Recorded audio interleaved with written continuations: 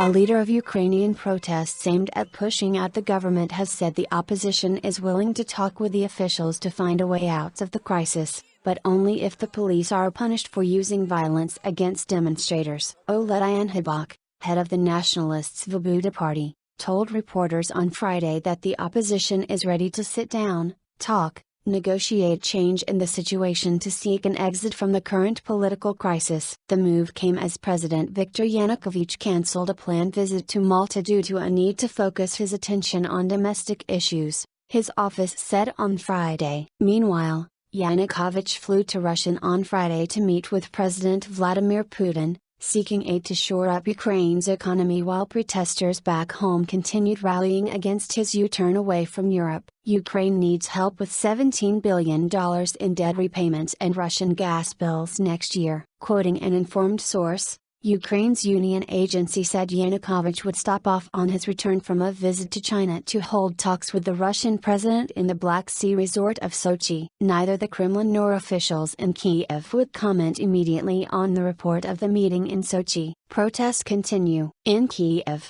several hundred demonstrators manned a protest camp on Independence Square as the opposition pressed for the resignation of the government, the release of jailed former Prime Minister Oleh Tymoshenko and the prosecution of the Interior Minister for being behind an earlier crackdown on protesters. Opposition leaders, also including world heavyweight boxing champion turned politician Vitaly Klitschko, urged people to turn out for another rally in central Kiev on Sunday. A separate, smaller group of protesters milled around in the corridors and staircases of City Hall on Friday despite the strongly worded threat from police of an imminent crackdown to eject them harshly. "We won't let them take the building back. We will resist to the end. We are not hindering anyone. The employees here are working normally," added a 22-year-old Kiev student, also called Igor. Hundreds of thousands of demonstrators, angered at Kiev's November 21 decision to abandon the trade and integration deal with the EU,